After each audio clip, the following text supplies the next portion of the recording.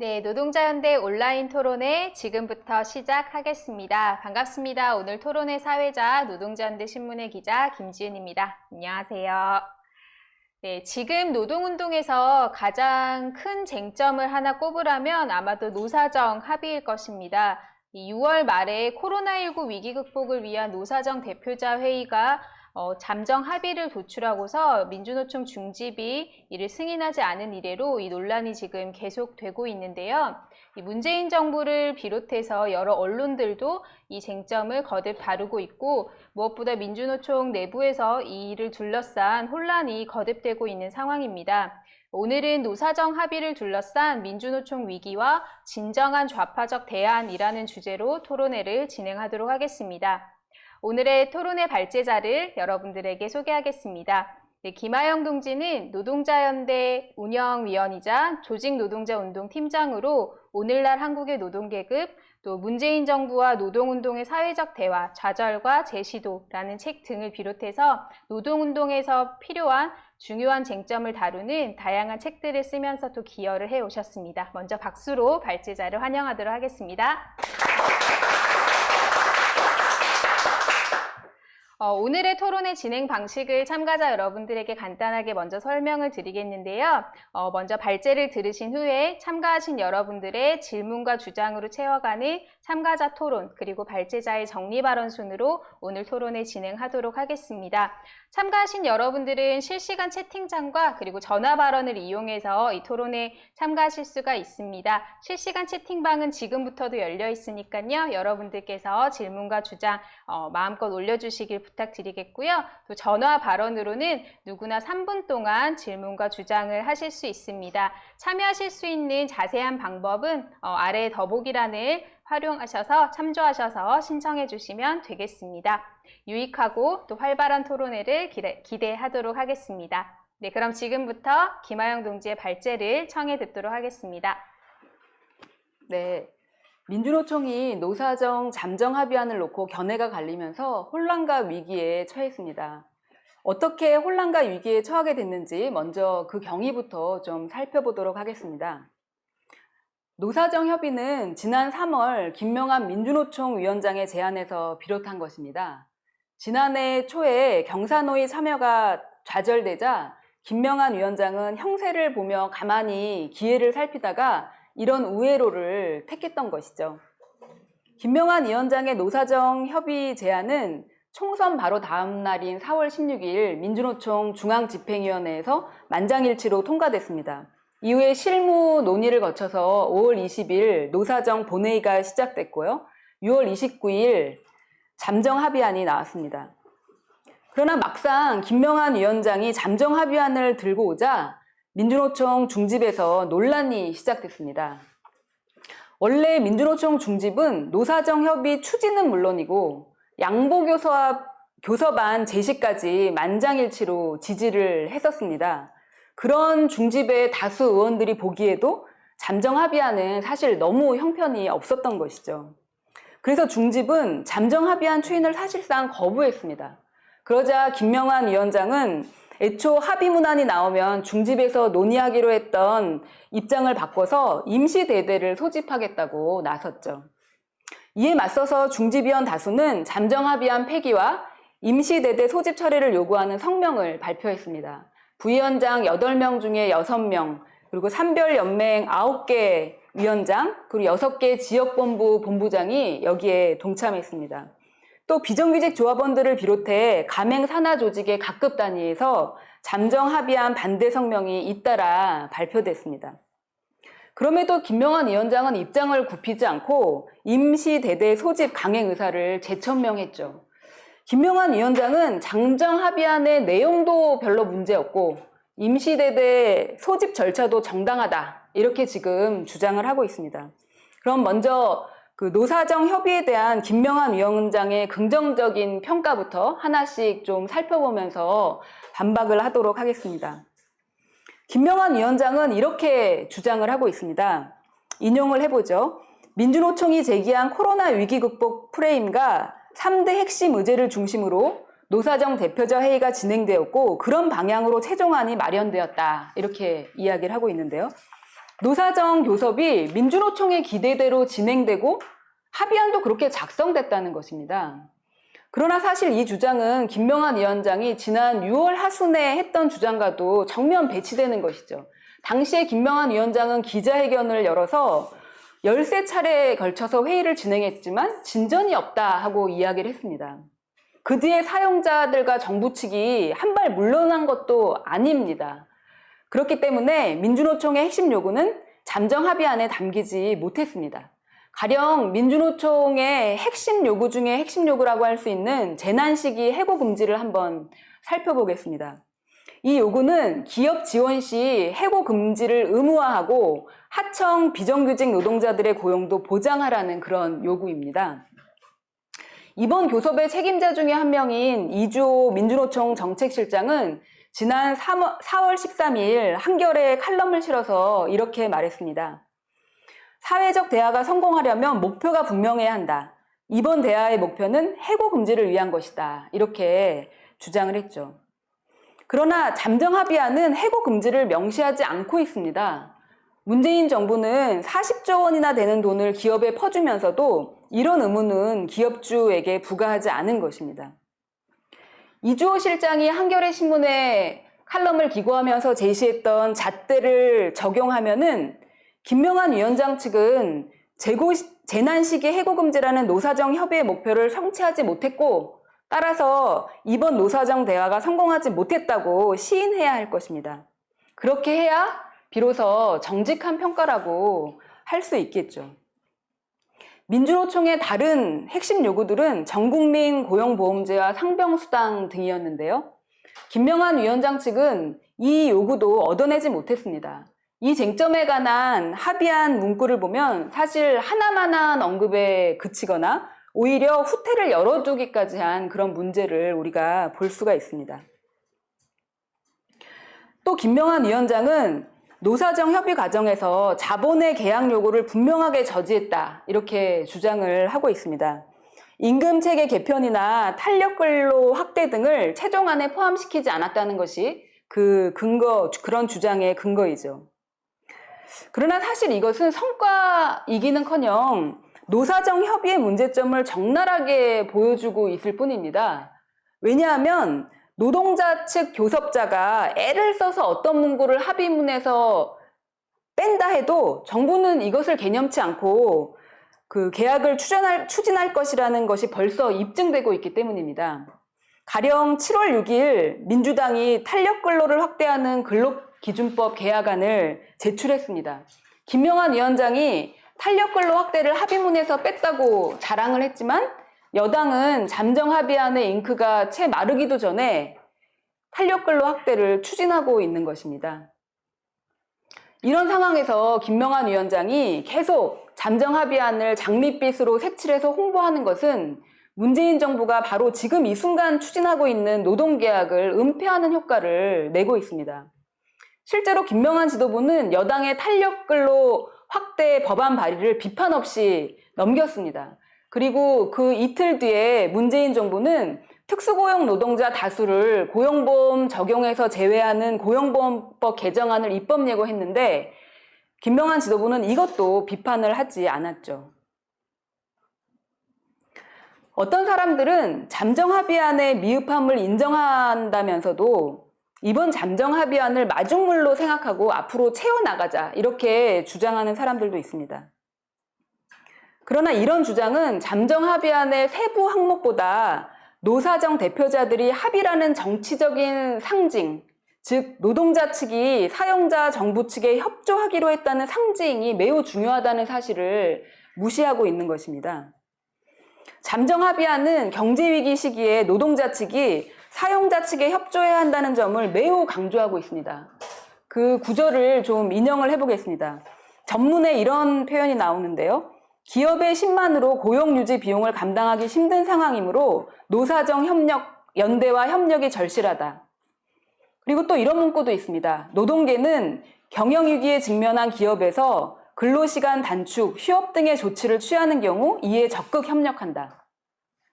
그러나 경제위기와 침체기에 노동자 측이 사용자 정부 측에 협력한다는 것은 결국 조건 악화를 용인하겠다는 뜻입니다.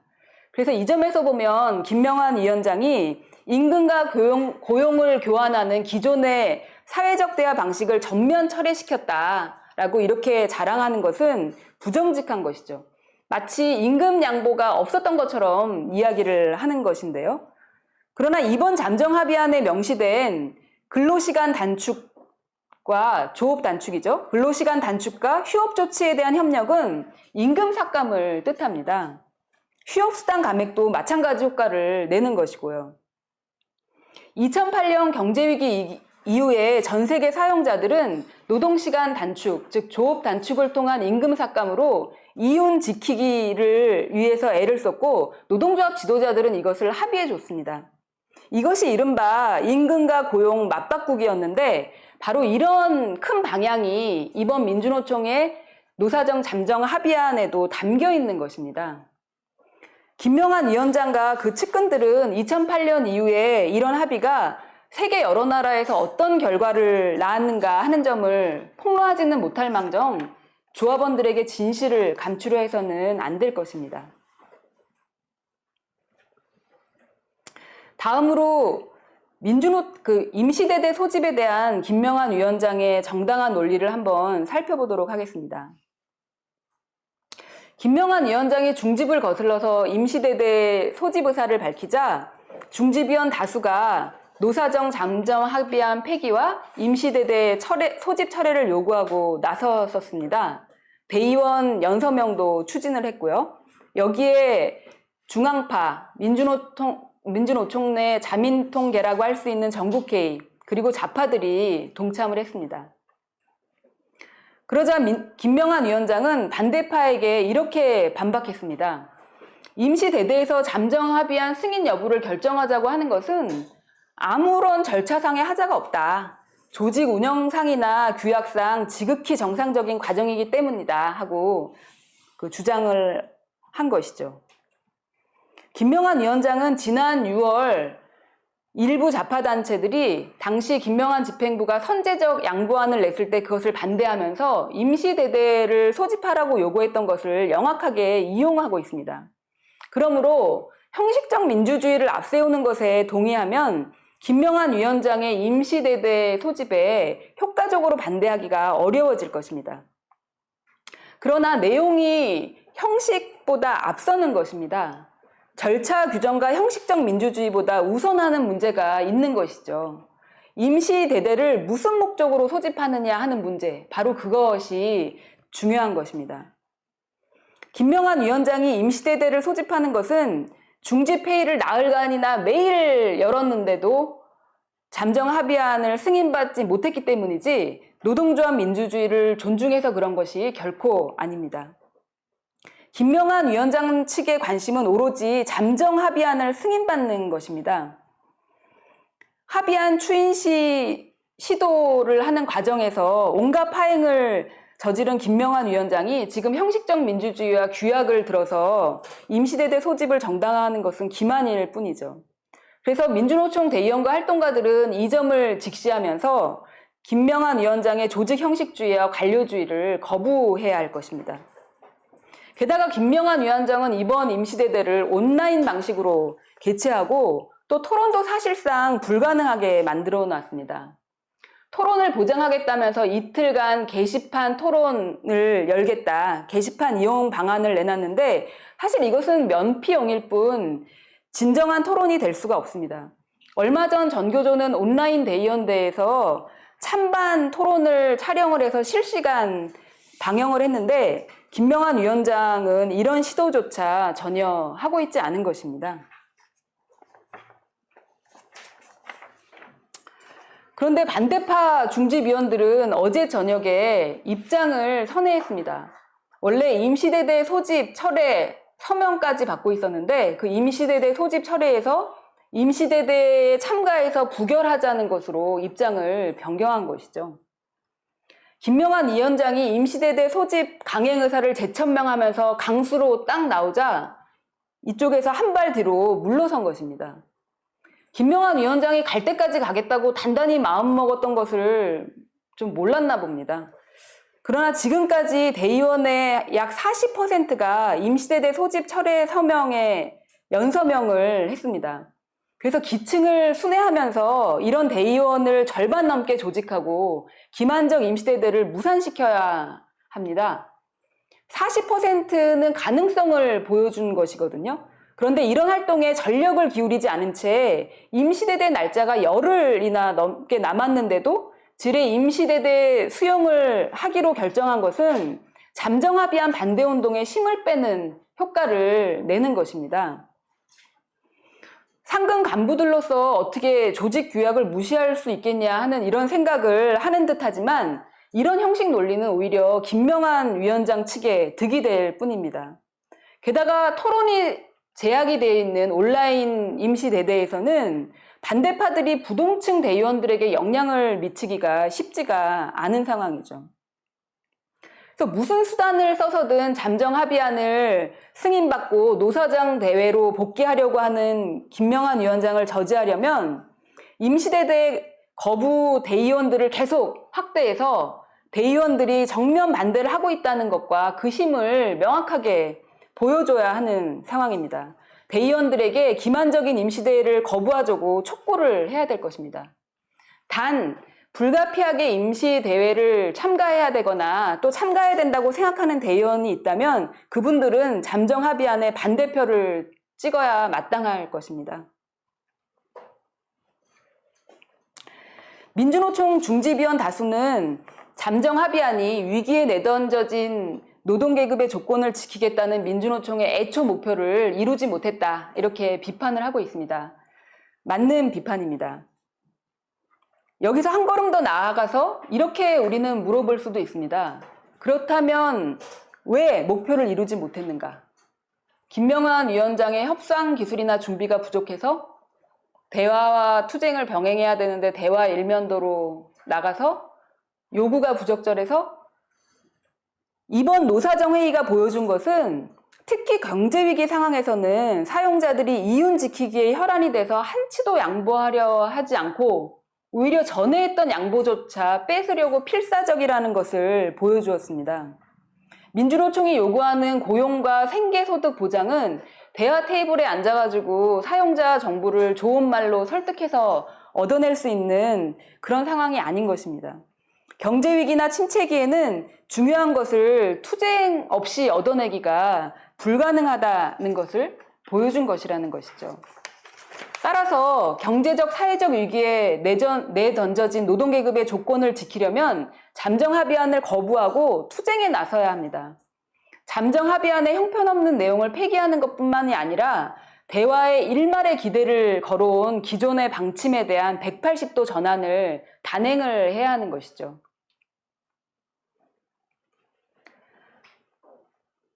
반대파 중지위원들의 입장은 제가 방금 지적한 이런 점이 사실 분명하지가 않습니다.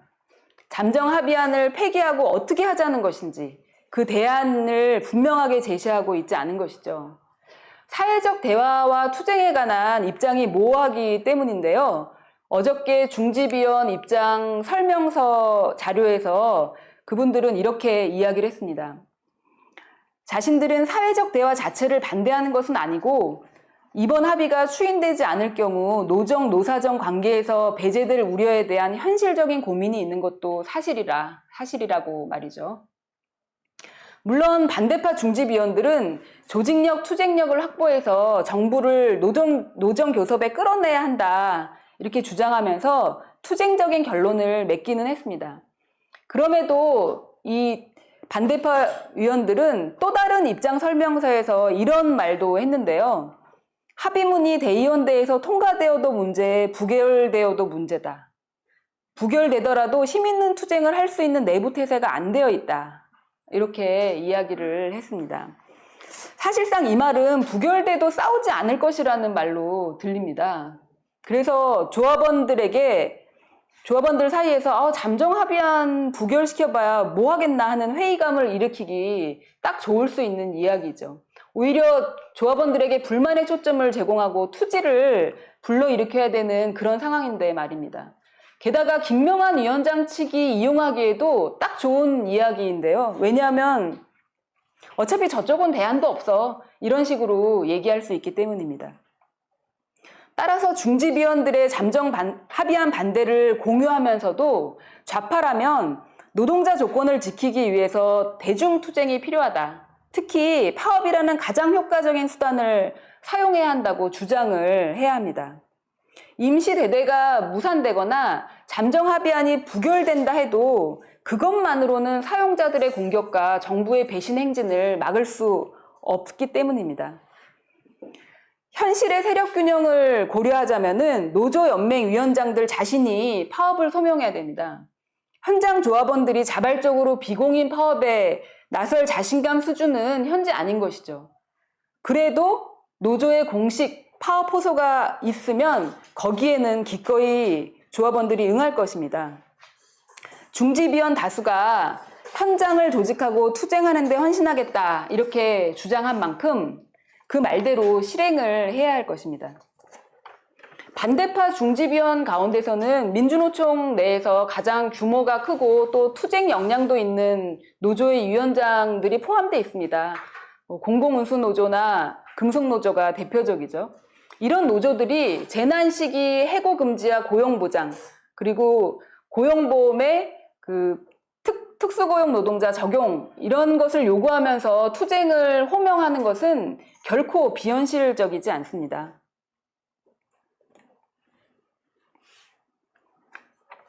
온건파 인사인 한모 씨 경우는 밑도 끝도 없이 투쟁만 주장하는 좌파가 있다 이렇게 비판을 했습니다. 그러나 제가 앞에서 강조했던 것처럼 경제위기와 침체기에는 노동자 조건을 지키려는 어떤 요구도 투쟁 없이 성취하기 어렵습니다. 그래서 투쟁은 지금 같은 상황과 관계없이 그냥 불쑥 공허하게 제기된 공문구가 아니라 오히려 투쟁만이 현실적인 대안인 것입니다. 그래서 지금 투쟁을 호소하고 요구하는 것은 그저 무능력하고 무력한 단체나 개인들의 자기만족이 결코 아닌 것입니다. 물론 세력관계도 면밀히 따지지 않은 채 그냥 주문 외우듯이 투쟁 이러면 투쟁이 일어날 것처럼 기대해서는 안 되겠죠. 오히려 지금 현실적인 것은 반대파 중지위원들이 투쟁을 소명하도록 압박하면서 현장 조합원들의 참여와 사기 회복을 추구하려고 해야 하는 그런 방향일 것입니다. 온건파 인사들은 현장 투쟁 동력이 없다고 언제나처럼 말을 하고 있습니다. 그러나 이런 말이 사실일지는 몰라도 그것은 주로 계급 협력과 타협, 양보에 사실상 거의 전적으로 의지해온 김명환 위원장의 측근과 온건파의 방침과 그런 지향이 낳은 효과라는 점을 우리는 분명히 알아야 합니다. 그리고 투쟁 동력 부재를 들먹이시는 분들이야말로 평소에 투쟁 동력을 떨어뜨리는 데 일조한 사람들이라는 점, 이런 것도 우리가 이야기할 수 있죠. 정규직이 자기 조건 지키겠다고 싸우면 안 된다라든지 정규직과 비정규직은 하나의 계급이라고 말하기 어렵다 이런 주장을 설파하면서 말이죠. 이런 것은 노동자들의 사기를 갉아먹고 분열을 초래하는 그런 주장들입니다. 그래서 진정한 좌파라면 이런 주장에 맞서서 계급을 단결시킬 수 있는 정치를 제시해야 할 것입니다. 그리고 지금 같은 심각한 경제위기 속에서는 이윤 논리에 굴복하지 않는 혁명적 정치가 어느 때보다 절실합니다. 그래서 그런 정치로 무장한 혁명적 좌파가 기층에서 영향력을 발휘하느냐의 여부가 미래투쟁의 성공에 필수적인 요소일 것입니다. 따라서 우리는 노사정 잠정합의안 반대운동을 하는 동시에 기층에서 혁명적 정치와 조직을 구축하는 과제를 함께 추구해야 할 것입니다. 이상입니다. 네, 힘있는 발제 잘 들었습니다. 지금부터 여러분들의 주장과 또 질문으로 채워가는 시간입니다. 채팅창과 전화 발언 신청 이용하셔서 활발하게 또 주저없이 능동적으로 토론에 참여해 주시기를 다시 한번 부탁드리겠습니다. 그럼 여러분들의 좀 활발한 참여를 기대하면서 제가 먼저 발제자에게 한 가지 질문을 좀 드려보도록 하겠습니다. 김명환 위원장이 며칠 전에 이제 기자회견을 열어서 직을 걸면서까지 임시대대를 개최하겠다 이렇게 이제 천명을 했고, 또 오늘자 한겨레 신문에서도 같은 내용의 인터뷰를 한 것을 좀 볼 수가 있었는데요. 좀 합의안에 반대하는 사실 조합원들은 왜 이토록 김명환 위원장이 집요하게 이 합의안 승인을 강행하려 하는가에 대한 그 이유가 무엇인지를 좀 의아해하고 있다고 생각이 됩니다. 좀 이렇게까지 하고 있는, 강행을 하려고 하는 이유가 뭐라고 보시는지 좀 설명을 부탁드리겠습니다. 네. 도대체 김명환 위원장이 왜 그렇게 무리하게 합의안 승인을 추진하느냐 이해하기 어렵다, 이런 조합원들 얘기를 좀 들어봤습니다. 정말이지 지금 김명환 위원장은 그 합의안에 대해서 낯뜨거운 장밋빛 해석을 막 들이밀고 회의 절차도 지키지 않으면서 정말 단호하고 필사적으로 합의안 승인을 위해 달려들고 있거든요. 그러나 이것은 사실 좀 이해하지 못할 그런 행동은 아닙니다. 오히려 사회적 대화를 책임지고 있는 노조 상근 간부들이 교섭을 안정화시키려는 것에 얼마나 목을 메고 중요하게 그것을 추진하는가 하는 점을 잘 보여주고 있다고 오히려 우리는 이해해야 할 것입니다. 세계 노동운동의 역사에서는 노동조합 상근 간부층이 교섭에 목을 메고 그들 자신의 이해관계를 추진하는 것을 잘 보여주고 있었는데, 이 점을 좌파들은 아주 날카롭게 비판을 해왔죠. 지난 10일 기자회견에서 김명환 민주노총 위원장은 사실 이 점을 수줍게 감추지 않고 아주 툭 터놓고 강조해서 이야기를 했습니다. 그래서 만약에 책임감 있는 결정을 이번 대의원대에서 하지 못하면, 여기서 책임감 있는 결정이라는 것은 잠정합의안을 승인해 주는 건데요. 잠정합의안을 승인해 주지 않으면 민주노총의 대정부 교섭 마련 틀은 앞으로 매우 어려워질 것이고, 가맹 산하조직의 노정협의에도 심각한 타격이 있을 거다, 이런 얘기를 했습니다. 김명환 위원장이 합의안 승인을 집요하게 하려고 하는 것은 사실 사용자와 정부 측에게 교섭 상대로서의 신뢰성을 입증하는 과정이기도 한 것입니다. 사실 자기 조직도 통제하지 못하는 교섭 대표를 앉혀놓고 어떤 사용자랑 정부가 시간과 노력을 들여가면서 교섭을 하겠습니까? 열심히 교섭해놓으면 가서 반대! 이러면은 뭐 교섭이 다 도루묵이 되니까요. 근데 이런 논리는 사실상 노동자들 조건을 지키는 것보다 교섭을 이어나가기 위한 타협이 더 중요하다, 또는 조합원들의 의견보다 교섭 대표자의 권한이 막강해져야만 안정적이 될 수 있다, 교섭이, 이런 것을 뜻하게 되는 것이죠. 그래서 이런 점에서 만약에 이번에 노사정 잠정 합의안이 통과되면은 민주노총의 적잖은 변화 계기로 작용할 것이라고 저는 생각을 합니다. 대화와 교섭에 점점 의존하고 또 그것을 전담할 전문성 있는 상근 간부들의 권한이 점점 커지게 되겠죠. 물론 이것이 뭐 숭탄대로는 아니겠지만 그런 방향으로 더 전진할 거라는 것입니다. 그리고 사실 김명환 위원장과 그 측근은 민주노총이 이런 방향으로 바뀌어야 한다라는 노선을 지속적으로 추구해온 그런 입장이었습니다. 따라서 이번 잠정합의안이 노동자 조건 지키기에 나쁜 영향을 미친다는 점 때문만이 아니라 노동조합 내 상근 관료층의 영향력이 한층 커진다는 점, 관료주의가 강화된다는 점에서도 이번 잠정합의안은 마땅히 폐기돼야 됩니다. 일각에서는 김명환 위원장이 이렇게 막 무리하게 나가는 게 경사노위로 다시 가려고 하는 건 아닌가 하는 의구심을 제기하기도 하는데요. 물론 이번에 잠정합의안의 이행이 경사노위로 되어 있기 때문에 그런 것을 구실로 해서 경사노위 행을 지속 시도할 수는 있을 것입니다. 그러나 김명환 위원장 측이 합의안 승인의 필사적인 이유를 이렇게만 보는 것은 사실 지나치게 협소하고요. 그리고 이런 비판을 하는 분들이 사실상은 사회적 대화 가운데 경사노위만을 비판하는 오히려 한계를 반영하고 있는 것이다, 이런 식으로도 우리는 생각할 수 있을 것입니다. 네, 맞습니다. 지금 발제자께서 제가 던진 질문에 대해서 답변을 하시는 동안에 채팅창 질문이 있어서 먼저 소개를 해드리고요. 그리고 전화 발언 신청하신 분이 있어서 이어서 전화 발언을 좀 듣도록 하겠습니다. 채팅창을 통해서 신정환 씨께서 질문을 질문을 남겨주셨는데요. 발제자가 소개하셨듯이 어제 민주노총 중집 내 잠정 합의안 반대파가 임시대의원대회 불참 입장을 바꿔서 참석해서 반대표 던지기라고 하는 입장이 되었습니다.로 바뀌었습니다. 임시대대 개최 가능성이 현실로 다가올수록 불참을 계속 주장하면 반대표 던질 사람의 수를 줄이는 문제점이 있는 것 아닌가 하는 그런 의문이 남는다라고 하는 질문을 남겨주셨고요. 그럼 전화 발언 신청하신 분 바로 연결하겠습니다. 네, 여보세요? 여보세요? 여보세요? 네, 발언 네. 부탁드리겠습니다. 네, 저는 대리운전을 하는 대리운전 노동자 이창민입니다. 저는 이제 특수고용 플랫폼 노동자 입장에서 노사정 합의안을 비판하고자 합니다. 이번에 잠정 합의안을 찬성하는 측은 이 잠정 합의안이 취약계층의 고용 안전망을 위한 것처럼 선전을 하고 있지만 실상은 그렇지가 않습니다. 합의안은 연내 특고 고용보험 적용을 입법화하겠다고 했습니다.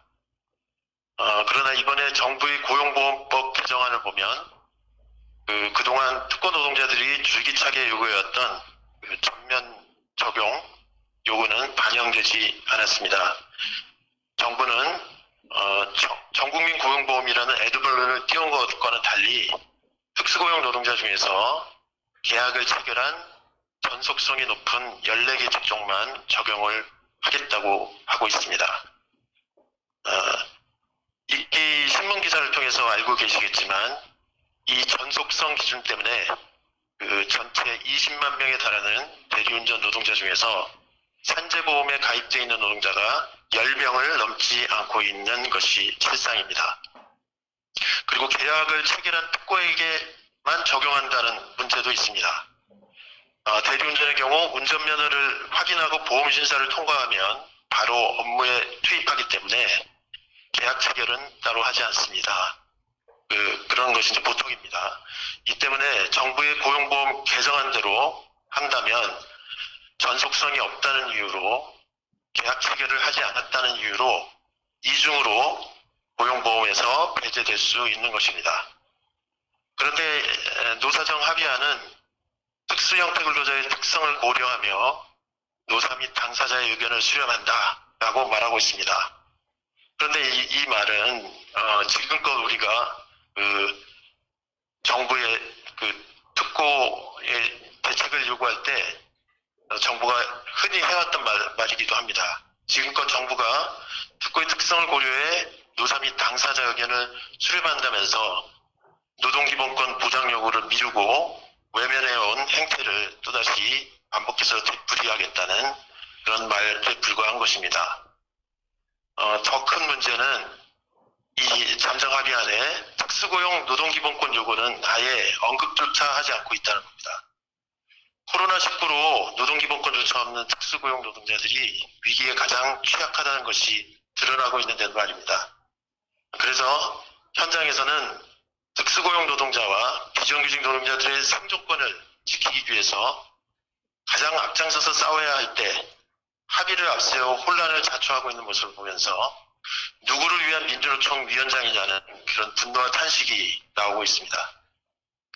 그래서 저는 김영환 위원장이 지금이라도 노사정 합의안을 즉각 폐기하고 특수고용 노동자와 비정규직 노동자의 염원인 노동기본권 쟁취와 비정규직 철폐를 위한 투쟁을 진지하게 조직하고 나서야 한다고 생각합니다. 저희 대리운전 노동자들은 이 정부의 고용보험 적용 그것에 이제 문제점을 지적하고 또 전속성 규정을 철폐하기 위한 농성 투쟁을 20일부터 진행하기로 했습니다. 이상입니다. 네, 감사합니다. 네, 지금 채팅창을 통해서 여러 의견들 올라오고 있는데요. 많은 분들께서 활발하게 참여해 주시기를 다시 한번 부탁드리고요. 처음에 말씀드린 대로 전화 발언 신청하신 분들께는 3분간의 발언 시간이 보장된다는 점 다시 한번 말씀드리도록 하겠습니다. 이어서 지금 전화 발언 신청하신 분이 계시니까요. 곧장 연결을 해보도록 하겠습니다. 예, 여보세요? 네. 예, 발언 부탁드립니다. 예. 저기, 그 채팅창에 신정환 님이, 그, 합의안을 반대하는 사람들이, 이렇게, 임시대회에 참석을 하는 것과, 또 임시대회를 불참하는 것으로 이렇게 나뉘면은 자칫했다가는 반대표 던질 사람들의 수가 부족해가지고 자칫 잘못된 거 아니냐라는 그런 그 물음을 던지셨는데요. 맞습니다. 네. 근데 그렇다고 해서 지금 입장을 바꾸는 것은 부적절하다고 생각해요. 그리고 비효과적이거나 심지어 역효과적일 것입니다. 전술이나 요구의 그 수위를 낮추는 것을 두고 타협이라고 하는데요. 불가피하지 않은데도 타협을 하면 우리 측 전열을 혼란에 빠뜨리고 지도부의 투지와 능력에 대한 신뢰를 떨어뜨립니다. 지금 전술 전환은 전혀 불가피하지 않습니다. 세 가지 이유를 들고자 하는데요. 첫째, 김명환 위원장이 투쟁의 프레임을 중집보다 상위 기관에서의 결정으로 이렇게 제시를 했죠. 여기에 맞서 중집 내 반대파는 임시대대 반대로 맞서 왔습니다. 그러다가 분명한 근거도 공개적으로 제시하지 않은 채 참여 후 반대 투표 입장으로 선회를 했죠. 지금까지 568명의 대의원의 서명을 받았어요. 앞으로 아흘 동안 150여 명의 서명만 더 받으면 됩니다. 그런데도 그럴 필요는 없는 거죠.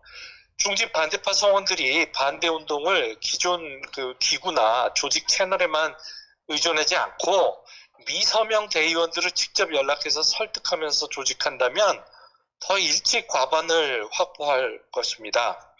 둘째 이유를 좀 제시하겠는데요. 임시대대 성사와 참석을 주장하는 대의원들과 보통 조합원들의 기세는 전혀 강력하지 않고 오히려 군색합니다. 그래서 임시대대 불참 주장을 불가피하게 철회토록 만드는 압력을 전혀 만들어내지 못하고 있습니다. 그런데도 불참 호소를 접는다면 그건 불필요한 타협인 거죠. 셋째 이유를 좀 얘기하겠는데요. 사실 임시대대는 절차로서도 결함투성이입니다. 잠정합의한 내용을 두고 패널 간 찬반 토론과 청중 질의응답이 전혀 마련되어 있지 않고 그저 말하자면 댓글이나 달라는 식이에요. 이것은 노동계급에 불리한 잠정합의안을 요식행위를 통해서 통과시키려는 그 김명환 위원장 측의 의도를 반영하는 것입니다. 지금은 노사정합의와 잠정합의안의 실체를 폭로함과 동시에 김명환 위원장의 임시대대 소집 논리를 해체시켜야 할 때입니다.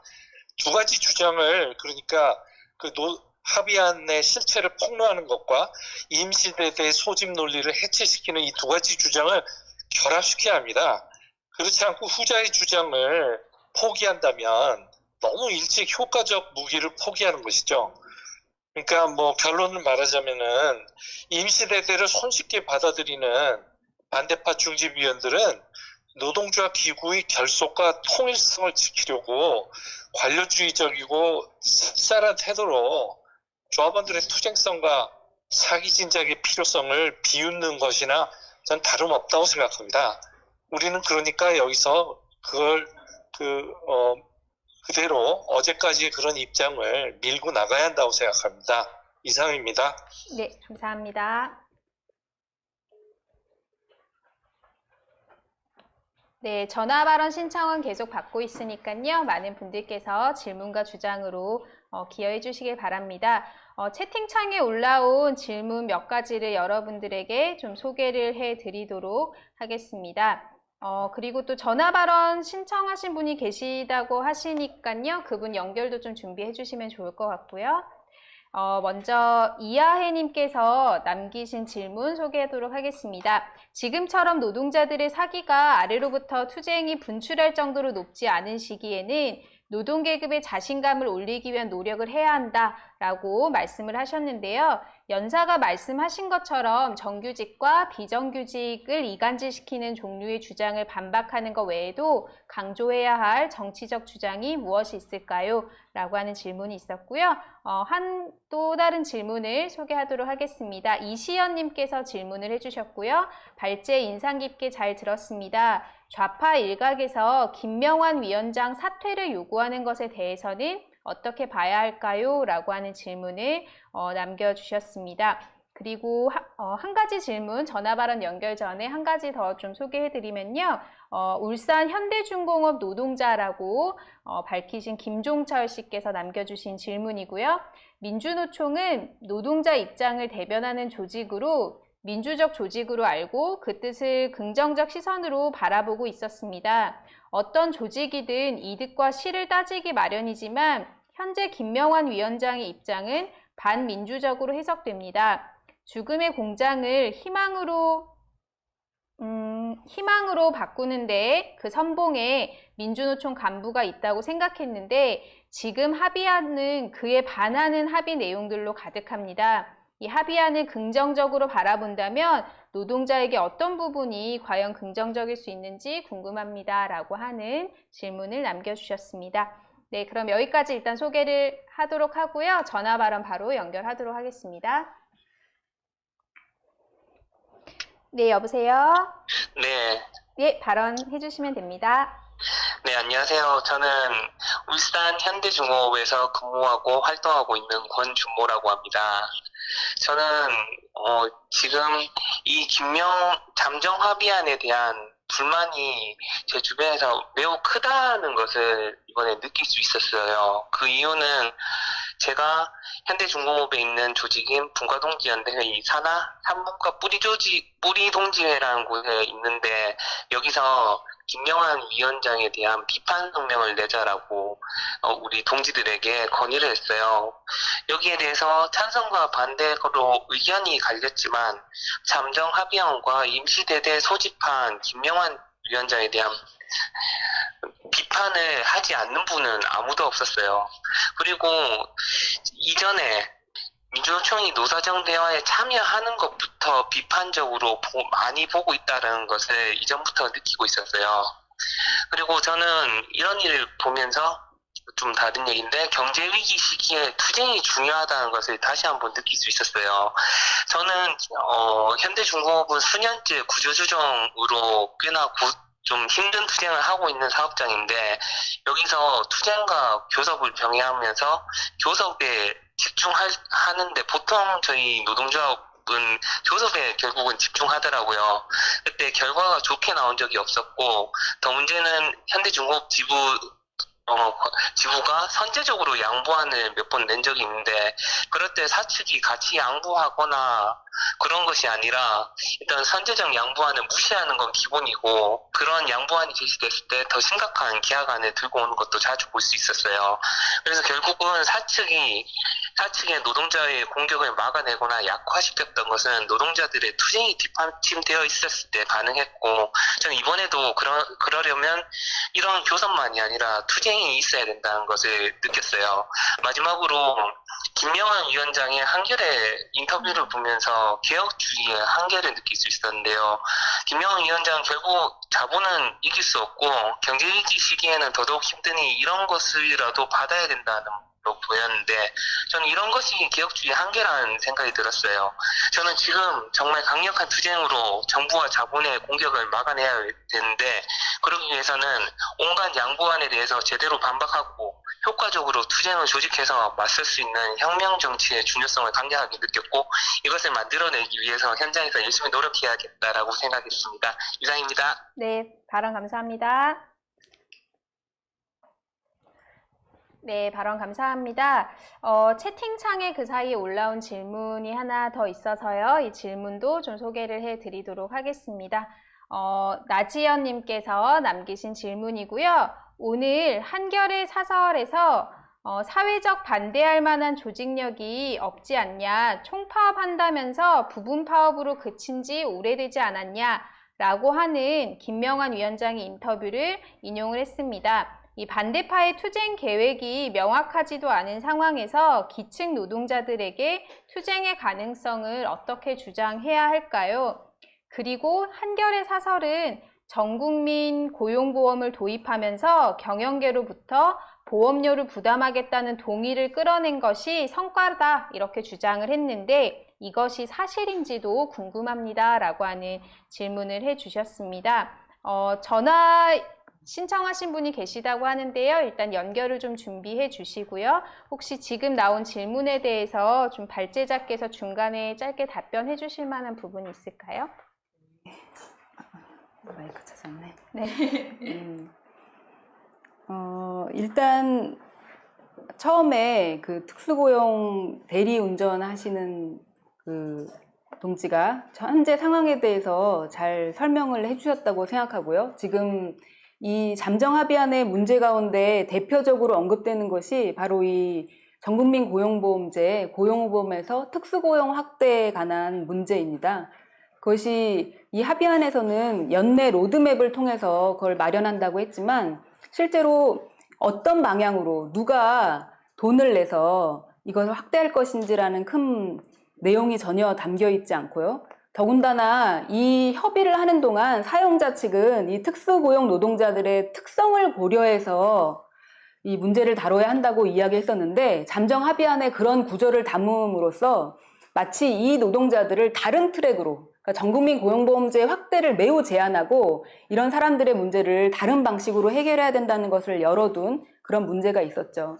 그러나 이 그 동지가 그 말씀하실 때 그 취지는 충분히 이해가 되지만 김명환 위원장이 지금이라도 이것을 폐기하고 투쟁 조직에 나서야 한다는 기대는 사실 그 기대하기 어렵고 현실 가능하지 않을 거라고 생각하고요. 마지막에 말씀하신 대로 특수고용 노동자들이 이 특고 그 고용보험 적용을 위해서 투쟁을 하고 그것을 다른 노동자들이 지지와 연대를 할 수 있는 방향으로 투쟁을 전개하는 것, 이런 것이 지금 가장 중요한 시점이라고 생각이 듭니다. 그리고 또 아까 한 질문에서는 노동계급의 자신감 진작을 위해서 어떤 주장들이 더 필요할까 이런 그 이야기를 하셨는데요. 가장 핵심적인 것은 오늘날 노동자 계급이 약화됐기 때문에 더는 투쟁할 수 없다는 다양한 종류의 주장이라고 우리가 요약적으로 이야기를 할 수 있을 것입니다. 신자유주의 시기에는 어떻게 됐다, 제4차 산업혁명으로 플랫폼 노동자들이 늘어나면 그런 사람들이 약화될 것이다, 너무 노동계급의 양극화가 심화됐기 때문에 단결하기가 어려워졌다는 등등의 온갖 이야기들이 있고 그것은 노동계급이 약화됐기 때문에 투쟁하기 어렵다. 투쟁하기 어렵다면 그러면 대화와 협상을 통해서라도 조금 이런 것을 얻어내는 것이 그래도 우리가 기대할 곳 아니겠느냐라는 이런 식으로 이어지기 마련인 것이죠. 그래서 우리는 그 노동계급이 약화됐다라는 주장에 관해서 오히려 노동자들이 내부 차이 때문에 단결할 수 없다거나 투쟁하기 어려워졌다는 이런 주장들을 반박을 해야 될 것입니다. 예를 들어서 노동계급 내부에 여성과 남성은 전혀 그 조건이 다르고 차이가 크기 때문에 단결하기 어렵다거나 아니면 정규직과 비정규직 노동자들이 단결하기 어렵다거나 하는 점을 반박을 하면서 노동계급의 단결을 위한 주장들을 강화해야 될 것인데요. 사실 노동운동 내부에서 그 범자파적인 경향으로 분류되는 많은 사람들조차 이런 주장을 사실 받아들여 왔기 때문에 내부에서 강력하게 노동계급의 단결을 위한 정치로 이것을 맞서오지 못한 약점이 존재했습니다. 그래서 이런 주장들을 펼치면서 노동자들의 단결이 가능하고 그럼 어떻게 해야 그것이 그 성취 가능한가 하는 점을 주장하는 것, 이런 것이 매우 중요할 것이라고 생각이 듭니다. 나머지는 전화 발언 들으면서 네, 그렇게 하실까요? 알겠습니다. 그러면 제가 아까 전화 발언 연결을 좀 요청드렸는데요. 연결이 완료됐으면 바로 연결해서 발언 들어보도록 하겠습니다. 네, 감사합니다. 네, 여보세요? 네.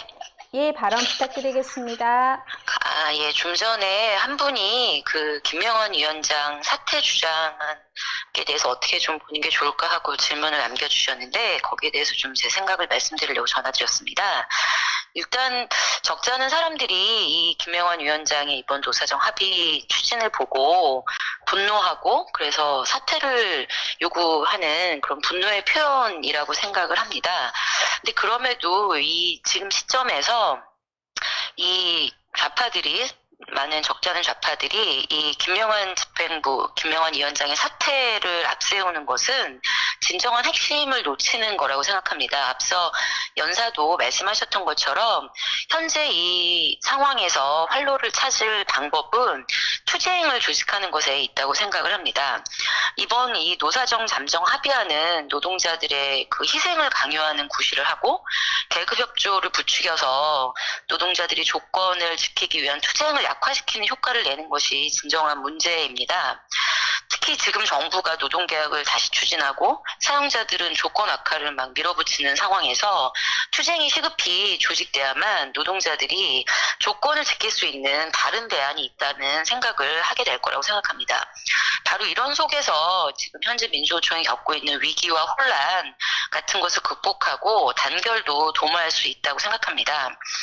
게다가 이번 그 잠정 합의에 반대하고 나선 그 노조들을 보면 투쟁을 조직할 역량도 상당하기 때문에 이 좌파들은 잠정합의 폐기 그리고 임시대의원대의 반대 그런 주장 같은 걸 적극 해나가는 것과 함께 이 반대파 중집을 비롯한 노조 지도자들에게 이 투쟁 조직을 압박하는 것이 필요한 때라고 생각을 합니다.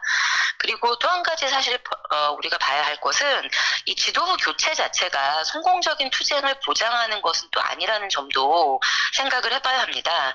사실 그 98년 2월 초에 당시 민주노총 그 1기 지도부가 그 정리해고에 합의해주고 조합원들이 이것에 이제 엄청 분노해서 지도부를 불신임하고 그 총파업을 조직할 비대위가 구성되기도 했죠.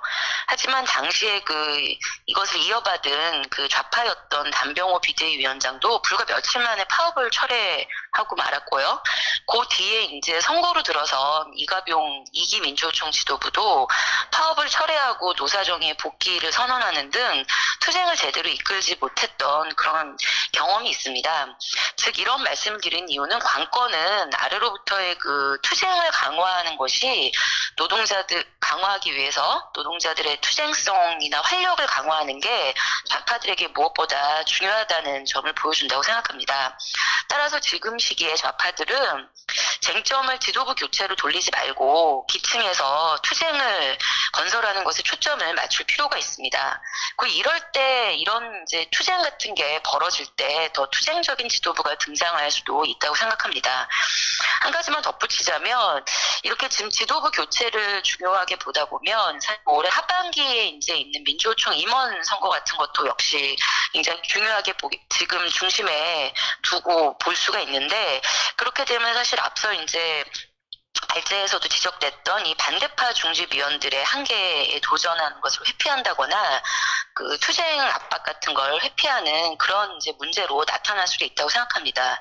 특히 지금 임시대대 반대에서 그 부결로 입장을 후퇴한 그런 마당에는 더 위험할 수 있습니다. 따라서 이 집행부 장악 같은 거를 우선할수록 그 선거공학 논리 같은 게 강화돼서 기회주의적 타협 압박이 커질 수 있다는 점을 경계할 필요가 있다고 생각을 합니다. 이상입니다. 네, 발언 감사합니다. 네, 지금 채팅창에 들어온 질문들에 대해서도 참가하신 여러분들께서도 이렇게 전화 발언으로도 주장을 펴면서 같이 토론에 기여해주고 계신데요. 좀 활발한 참여 계속해서 기대하도록 하겠습니다. 한 분 더 전화 발언 신청하셨다고 하셨는데요. 지금 연결이 되어 있나요? 지금 연결을 지금 진행하고 있다고 하니까요. 연결되는 대로 바로 좀 발언을 들어볼 수 있도록 하겠습니다. 혹시 연결되는 동안 답변 해주실 부분 있으면요. 답변 듣고서 진행하겠습니다. 네, 아까 울산의 노동자분께서 합의안의 문제점을 이제 이야기를 해주시면서 합의안을 긍정적으로 만약 해석한다면 어떤 것이 그런 게 있을 수 있느냐라는 이야기를 하셨는데요. 사실 제가 앞서서 발제할 때 말씀드렸던 것은 그럴 만한 그 내용이 담겨 있지 않다는 것입니다. 민주노총이 경제위기 상황에서 노동자들을 보호하겠다고 이야기했던, 그리고 특별히 취약계층 노동자들을 보호하겠다고 했던 그런 점들이 민주노총 목표에 비춰서도 반영되지 않았다라는 점을 이야기할 수 있겠고요. 우리가 이런 그 노사정 합의나 합의안에 대해서 살펴볼 때 세부 항목들의 대차 대조표를 그리는 것보다도 이런 합의 자체가 어떤 정치적인 효과를 낳는가 하는 점을 이해하는 것이 저는 중요하다고 생각합니다.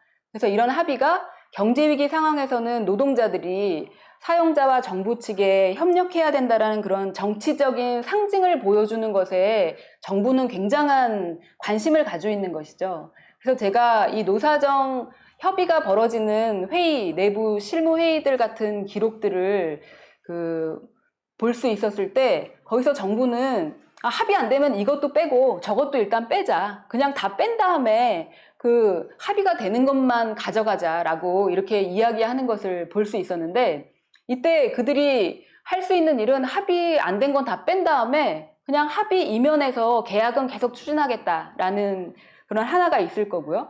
그리고 다 뺀 다음에도 그냥 경제위기 시기에 노사정이 협력한다라는 그 점을 부각하는 것 자체가 굉장히 중요하다고 보는 것이죠. 그래서 문재인이 최근 이 노사정 합의에 대해서 이야기하면서 그 의미성을 살려가야 한다고 하면서 결론적으로 이야기한 것이 노사관계를 새롭게 정립해야 된다는 그런 내용이었습니다. 협력적인 노사관계로 바꿔야 한다는 것이죠. 그리고 그래서 이런 정치적인 상징이 매우 중요하다는 것이고요. 그리고 세 번째는 이런 협력을 약속한다는 것은 경제위기 시기에 노동자들의 조건이 악화되는 것을 감수하겠다라는 항복문서 또는 용인문서이기 때문에 그 상층 차원에서 어떤 구체적인 양보안을 마련하는 것보다도 기층 차원에서 현장으로 그것이 확산될 수 있다는 것도 우려가 되는 점입니다. 그래서 상층에서 그렇게 노사정 협력과 연대를 강조한다면 기층 사업장들에서는 노동자들이 사측하고의 양보 압력 같은데 직면할 것이고, 무슨 생산성이라든지 고용을 위한 임금 양보라든지 이런 것이 굉장히 사업장 차원까지 확대될 거라는 점, 이런 여러 가지 측면에서 지금 이 합의안의 긍정적인 요소를 우리가 찾아보려야 찾아보기 힘들고, 바로 그런 이유 때문에 이것을 폐기해야 한다는 점을 좀 명확하게 할 필요가 있을 것 같습니다. 네, 답변 감사합니다. 그럼 전화 발언 신청해 주신 분 발언 이어가도록 하겠습니다. 네, 여보세요? 네, 여보세요? 네, 발언 부탁드리겠습니다. 네, 저는 반대파 중집위원들이 사회적 대화를 반대하지 않는 약점에 관해서 말하고자 합니다. 민주노총 중집 내 반대파는 잠정합의안은 반대하지만 애초에 노사정 대화를 제안한 것은 옳았다고 봅니다. 김병환 위원장이 여기서 부실한 합의를 내올 게 아니라 협상을 더해서 보완했어야 한다고 합니다. 합의안이 부결되면 노정관계가 경색될 수 있다는 점도 이들에겐 고민거리입니다. 합의안을 단호히 거부하고 투쟁해야 한다는 관점에서 보면 이게 별 문제가 되질 않고 정부에 정면 도전하면서 갈등을 더 심화시켜야 할 텐데, 투쟁을 하자면서도 다른 방식으로 사회적 대화를 이어가야 한다고 보면 노정관계 경색이라는 것이 고민거리가 되는 것입니다. 반대파 중집위원들은 김명환 위원장이 후속 논의를 경사노위로 가져가려 한다고 비판하는데 실제로 그럴 수도 있습니다. 그런데 이런 입장은 거꾸로 이들이 경사노위에만 반대하고 있음을 보여준다고 생각합니다. 자신이 협상 주체인 업종별, 지역별 사회적 대화는 하고 싶은 겁니다. 공공운수노조나 금속노조 등등의 지도자들이 바라는 바입니다. 사실 지난해 경사노위 참여 문제를 두고 논란이 벌어졌을 때 공공운수노조나 금속노조 지도부 측은 조건부 불참 입장이었습니다. 경사노위 참가 자체에 반대한 게 아니었습니다. 노사정 합의의 문제점은 합의안의 구체적인 문구에만 있는 게 아니라고 생각합니다. 악마는 디테일에도 있지만 특히 몸통 자체에 있습니다. 사회적 대화, 노사정 협력이라는 정치적 메시지가 특히 나쁘다고 생각합니다. 경제위기 극복에 노사정이 협력하자는 것은 그것에 어떤 이름이 붙든 중앙단위 대화든 업종 지역별 대화든 간에 노동자들이 양보와 희생을 강요받기가 쉽습니다. 또 정부와 사용자들의 협력하고 협조하자는 메시지를 주고 계급의식을 흐리거나 투쟁에 나서기 어렵게 만드는 문제도 있습니다. 반대파 중집위원들이 민주노총의 선제적 양보안 제시에 동의해줬음도 기억해야 할 것입니다. 이들은 이번 잠정합의안에 반대할 때도 민주노총이 양보안을 냈던 게 문제였다는 평가를 하지는 않습니다. 오히려 자신들은 재난에서 노동자 민중의 삶을 지키기 위한 통 큰 제안에 동의했다고 말합니다. 사실 공공운수노조와 금속노조는 사회연대기금이나 연대임금 같은 임금 양보 정책을 가장 적극적으로 추진해왔던 세력입니다. 중집의 선제적 양보안 결정도 적극 뒷받침했던 것으로 알려져 있습니다.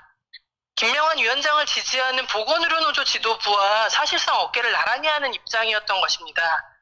그런 점에서 반대파 중집위원들의 무비판적으로 정치적으로 의존하는 것은 대안이 되지 못할 것입니다. 이번 잠정합의안에 반대하는 운동을 하면서도 변사가 얘기했듯이 사회적 대화나 양보론이 아니라 계급의 단결과 투쟁을 추구하는 정치와 조직을 구축하는 게 중요할 것이라고 생각합니다. 네, 이상입니다. 네, 발언 감사합니다. 네. 많은 분들께서 질문도 해주시고 또 전화 발언을 통해서 많이 기여를 해주셨는데요. 활발하게 또 유익한 토론을 만들어주신 모든 분들에게 감사하다는 말씀 전하도록 하겠습니다. 이것으로 좀 참가자 토론은 정리를 하도록 하고요. 토론에 기여해주신 분들 감사 인사 드리면서 발제자 정리 발언 전에 여러분들에게 몇 가지 안내 말씀을 좀 드리도록 하겠습니다. 오늘의 토론회가 유익하셨다면 지금 보고 계시는 노동자연대 TV 채널의 구독과 좋아요 그리고 알람 설정까지 해주시길 부탁드리고요. 오늘 주제와 관련해서 여러분들의 좀 이해를 돕기 위한 추천책을 여러분들에게 소개를 해드리려고 합니다. 먼저 책을 한 권 소개해드리면요. 오늘 발제자인 김하영 동지가 쓴 문재인 정부와 노동운동의 사회적 대화,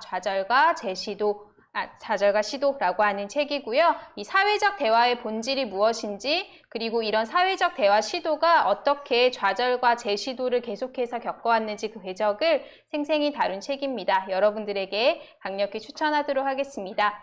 그리고 또 한 가지 좀 추천을 드리고자 하는데요. 이번 노동자연대 신문 330호에 오늘 토론 주제와 관련된 기사들을 다수 보실 수 있습니다.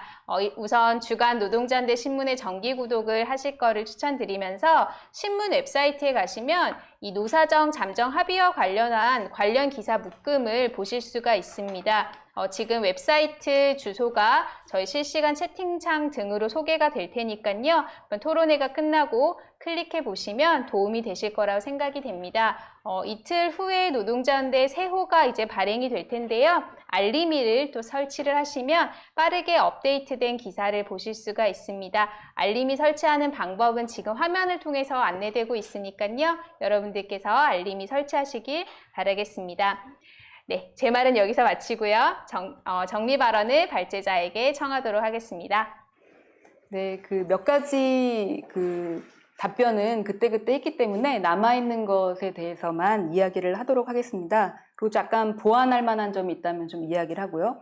아까 한 분이 질문에서 일부에서는 김명환 위원장 사퇴론이나 집행부 총사퇴 같은 것을 제안하는데 그걸 어떻게 봐야 하느냐 이런 주장을 하셨는데 한 분이 답변하셨지만 간단하게만 좀 보완을 하자면은요.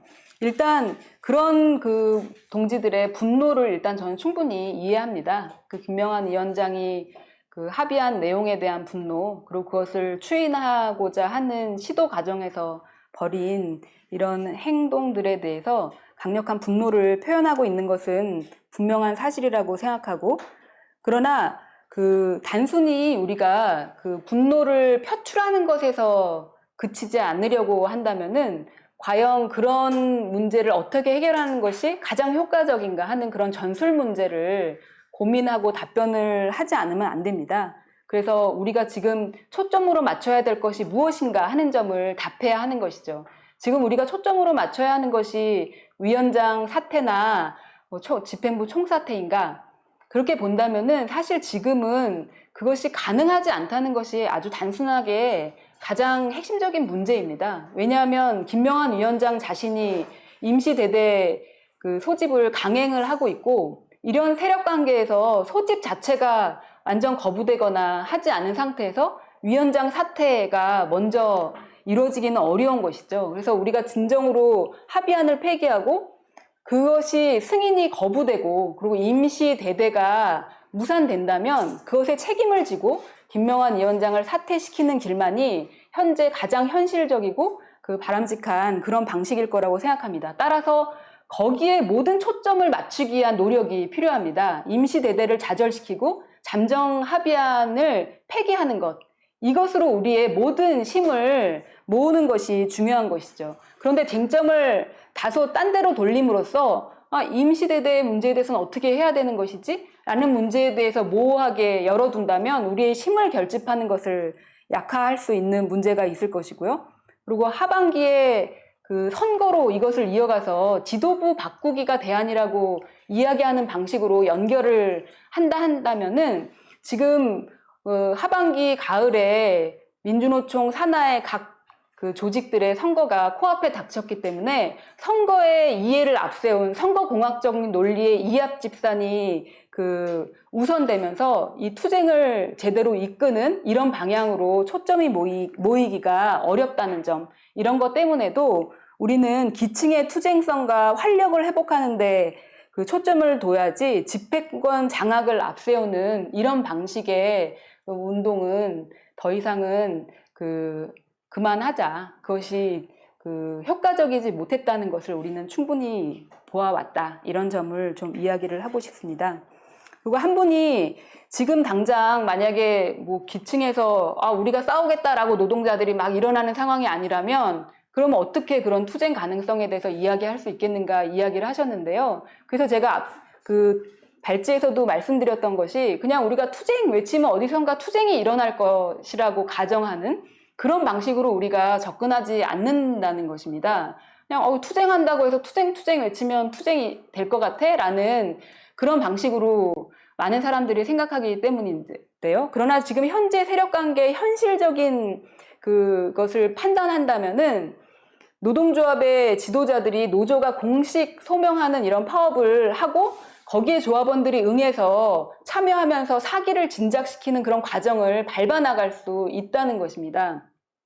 그리고 아까도 제가 이야기를 드렸던 것처럼 그런 이 노동조합들의 파업 공식 호소가 전혀 비현실적인 상황이 아니라는 것입니다. 지금 특수고용 노동자들의 고용보험 문제가 있고요. 그리고 구조조정 문제가 여러 곳에서 제기되고 있는 상황입니다. 그리고 탄력근로 확대에 대해서 정부가 개정안을 내놓은 상황인데 이런 문제들은 노동자들의 조건에 아주 심각한 영향을 미치고 더군다나 김명한 집행부 자신이 취약계층 노동자들에 대해서 많이 이야기하고 있는데 이렇게 조직되지 못한 노동자들에 대한 공격이 일어날 수 있는 그런 쟁점들이기 때문에 하반기에 이를 둘러싼 투쟁들이 전개될 때 그런 투쟁들이 확대되고 연대를 강화할 수 있도록 하는 그런 현실적인 방안 같은 것이 제시될 필요가 있다고 생각이 들고요.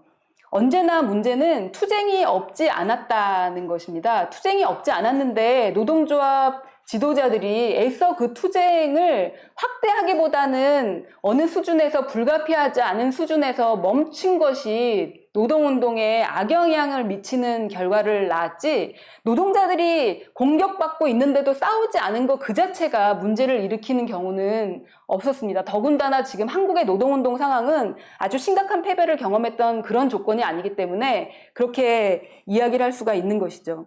상반기나 지난해 투쟁만 보더라도 비정규직 투쟁들이 있었고 그리고 구조조정에 맞선 투쟁들이 있었지만 그것을 연결해서 정부의 초점을 맞춘 이런 투쟁으로 확대하기를 꺼리고 오히려 대화에 기대를 걸면서 아무런 성과도 손에 남기지 못한 이런 과정이 반복된 것이 노동자들의 사기를 다소간 의기소침하게 만드는 효과를 낳았다는 점, 이런 구체적인 평가를 가지고 우리가 무엇을 할 것인가 하는 점을 고민해야지 그냥 밑도 끝도 없이 지금 노동자들은 약화됐기 때문에 더 이상 투쟁할 수 없다는 식으로 이야기하는 것이야말로 정말 식상하고, 그리고 주관적인 노동자들의 투쟁을 제대로 평가하면서 대안을 추구하는 그런 것이 아니라는 점을 강조를 하고 싶습니다.